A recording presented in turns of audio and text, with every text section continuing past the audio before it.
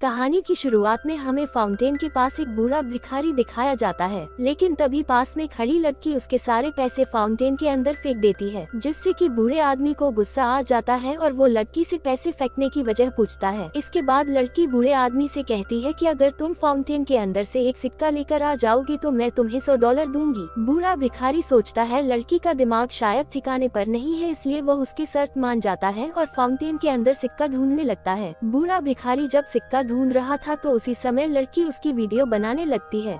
थोड़ी देर ढूंढने के बाद बूढ़े भिखारी को एक सिक्का मिल जाता है, जिसे देखकर लड़की उल्टा बूढ़े भिखारी पर ही गुस्सा होने लगती है और $100 का नोट फाड़ कर वहाँ से जाने लगती है। अब बूढ़ा भिखारी गुस्सा हो जाता है, इसलिए वो एक सिक्के को पानी में डालते हुए लड़की को एक श्राप देता है और कहता है कि आज से तुम्हें पैसों की असली अहमियत पता चल जाएगी। पर लड़की भी उसका मजाक बनाने लगती है और वो भी एक सिक्के को पानी में डालते हुए कहती है कि उसे एक लग्जरी कार मिल जाए। घर आकर लड़की देखती है तो वह बहुत हैरान हो जाती है, क्योंकि सच में एक लग्जरी कार उसके घर के सामने खड़ी थी, जिसे देखकर लड़की की खुशी का कोई ठिकाना नहीं रहता। तभी उस घर का मालिक आ जाता है, जो कि असल में उसके पापा ही थे, जिसे देखकर लड़की अपने पापा के गले लग जाती है, लेकिन उसका पापा उसे दूर करते हुए कहता है कि तुम कौन हो और यहाँ क्या कर रही हो। तभी लड़की को बूढ़े भिखारी का दिया हुआ श्राप याद आता है और वो तुरंत अपने आप को शीशे में देखती है तो उसका चेहरा एक भिखारिन की तरह हो गया था। लेकिन लड़की अपने पापा को खूब समझाने की कोशिश करती है, पर उसके पापा अब पूरी तरह उसे भूल चुके थे कि उनकी एक बेटी भी है। अब लड़की सोचती है कि वो फिर से फाउंटेन में सिक्का डालेगी और फिर से सब कुछ पहले जैसा हो जाएगा, लेकिन लड़की के पास अब $1 भी नहीं था, इसलिए उसे मजबूरन भीख मांगना पड़ता है। थोड़ी ही देर में लड़की को एक सिक्का मिल जाता है, जिसे वो तुरंत फाउंटेन में डालते हुए कहती है कि उसके ऊपर लगा श्राप छूट जाए। जिसके बाद वो पानी में देखती है कि अब उसका चेहरा बिल्कुल पहले जैसा हो गया है, इसलिए वो खुश होकर डांस करने लगती है। उसी समय पास में खड़े दो लड़के उसकी वीडियो बना लेते हैं और साथ ही वो लड़की को देखकर हंस भी रहे थे। लड़की को लगता है कि शायद वो दोनों उसकी डांस की वीडियो बना रहे होंगे, मगर जब वो दोबारा पानी में चेक करती है तो देखती है कि उसका चेहरा फिर से पहले जैसे हो चुका है। हार मानकर लड़की फिर से बूढ़े भिखारी के पास जाती है और उससे कहती है मुझे मेरी गलती का एहसास हो गया है, इसलिए अब सब कुछ पहले जैसा कर दो। लेकिन बूढ़ा भिखारी लड़की से कहता है इससे पहले तुम्हें वही $100 का नोट दोबारा लाकर मुझे देना होगा। लड़की सोचती है कि ये काम तो उसके बाएं हाथ का खेल है। जिसके बाद वो तुरंत अपने घर जाती है और चुपके से अपने पापा की तिजोरी से $100 का नोट चुरा लेती है। बूढ़े भिखारी को एहसास दिलाने के लिए वो नोट के 2 टुकड़े कर लेती है, फिर बाद में उसे टेप से चिपका लेती है। पर तभी वही बूढ़ा भिखारी वहाँ आ जाता है, जो उसे समझाता है कि ये चोरी के पैसे हैं, बल्कि मुझे वो पैसे चाहिए जो खुद तुम्हारे हो। और इतना बोलकर वो उसके पापा को चिल्लाते हुए बुलाकर खुद गायब हो जाता है। लड़की का पापा उसे बाहर देखकर उस पर गुस्सा होने लगता है और चिल्लाते हुए उसे वहाँ से भगा देता है, क्योंकि वो अब उसके एक अनजान लड़की बन चुकी थी। निराश होकर वो सोचने लगती है कि अब वो $100 कहाँ से लाएगी। ये सोच ही रही थी कि तभी उसके पास एक औरत आकर बैठ जाती है, जिसे देखकर लड़की अपना दिमाग लगाती है और औरत को अपने बातों में फंसा लेती है, जिससे कि उसे $100 मिल जाते हैं, जिन्हें लेकर वो सीधा बूढ़े भिखारी के पास आ जाती है।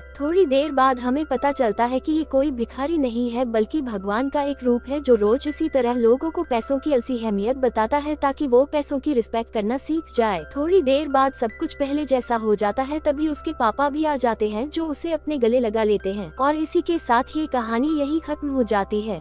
ऐसी और वीडियो देखने के लिए हमारे चैनल को सब्सक्राइब कर लेना।